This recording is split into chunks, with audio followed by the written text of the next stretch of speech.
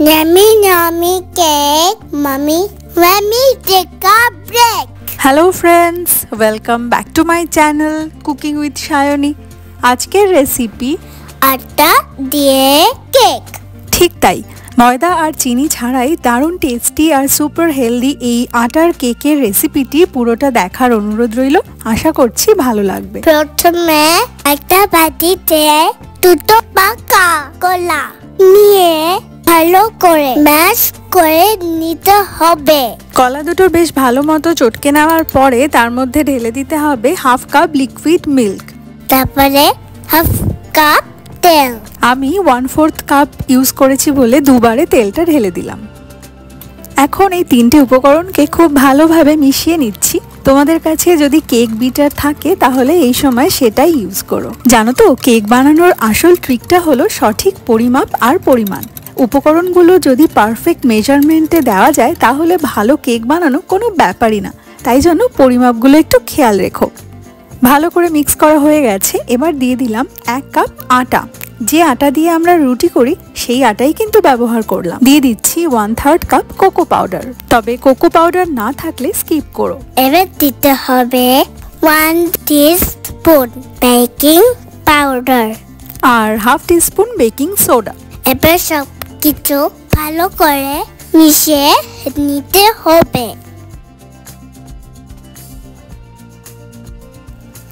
সবকিছুকে খুব ভালোভাবে মিক্স করে নিয়েছি। এরপর অ্যাড করে দিচ্ছি 1 কাপ গুড়। আজকে আমি কেকে চিনির পরিবর্তে গুড়ের ব্যবহার করলাম আর গুড়টাকে খুব ভালোভাবে গ্রেট করে তারপর ইউজ করেছি। দিয়ে দিচ্ছি 1 কাপ পরিমাণ ড্রাই ফ্রুটস। আর কি ড্রাই ফ্রুটস ব্যবহার করেছি সেটা এবার দেখে নেওয়া যাক। 4 রকম ড্রাই ফ্রুটস আমি ব্যবহার করেছি। নিয়েছি আমন্ড, কাজু বাদাম, ক্র্যানবেরি আর এপ্রিকট। আর সবগুলোই 2 টেবিলস্পুন করে নিয়েছি। আপনি আপনার পছন্দ মতো ড্রাই ফ্রুটস ব্যবহার করতে পারেন। সবগুলো ড্রাই ফ্রুটসকে রাফলি চপ করে একটা বড় বোলের মধ্যে নিয়ে নিয়েছি। ছড়িয়ে দিলাম সামান্য একটু আটা। আর সেই আটাটা ভালো করে মিশিয়ে নিয়ে এই ড্রাই ফ্রুটসগুলোই আমি কেক ব্যাটারে ইউজ করেছি। এইভাবে আটা ছড়িয়ে তারপর যদি ড্রাই ফ্রুটস মেশানো হয় তাহলে কেকের মধ্যে এই ড্রাই ফ্রুটসগুলো সমানভাবে ছড়িয়ে পড়ে। আটা বা ময়দা যদি না ব্যবহার করা হয় তাহলে কেক বেক হয়ে যাওয়ার পরে সমস্ত ড্রাই ফ্রুটস একদম নিচের দিকে চলে যায়। এখন একটু সময় নিয়ে সবকিছুকে আরও একবার ভালো করে মিশিয়ে নিতে হবে। আর মেশাতে মেশাতেই গুড়টা গলে গিয়ে ব্যাটারের কনসিস্টেন্সিটা একটু পাতলা হয়ে যাবে। প্রায় 5-7 মিনিট সময় ধরে সবকিছুকে ভালো করে মিশিয়ে নিয়েছি। কেকের ব্যাটার এখন একদম রেডি। নিয়ে নিয়েছি একটা কেক টিন আর সামান্য একটু অয়েল ভালো করে ব্রাশ করে দিচ্ছি। এখন কেক টিনের মধ্যে প্লেস করে দিলাম একটা পার্চমেন্ট পেপার। পার্চমেন্ট পেপার না থাকলে এমনি সাদা কাগজও ব্যবহার করা যাবে। আরও একটু অয়েল ভালো করে ব্রাশ করে কেক ব্যাটারটা ঢেলে দিচ্ছি।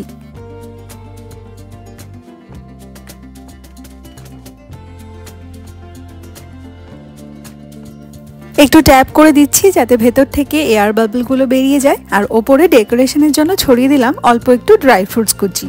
এখন কেকটা বেক করব। আর আজকে আমি ওভেনে কেকটা বেক করেছি। আর তার জন্য 350 ডিগ্রি ফারেনহাইটে ওভেনটাকে প্রিহিট করে নিয়েছিলাম। আর তার মধ্যে এখন কেক টিনটা ঢুকিয়ে দিচ্ছি। তবে আপনি চাইলে এই কেকটা গ্যাসের উনুনেও বেক করে নিতে পারেন। তার জন্য একটা বড় পাত্রের মধ্যে এই কেক টিনটা বসিয়ে 1 ঘন্টার জন্য লো হিটে বেক করে নিতে হবে।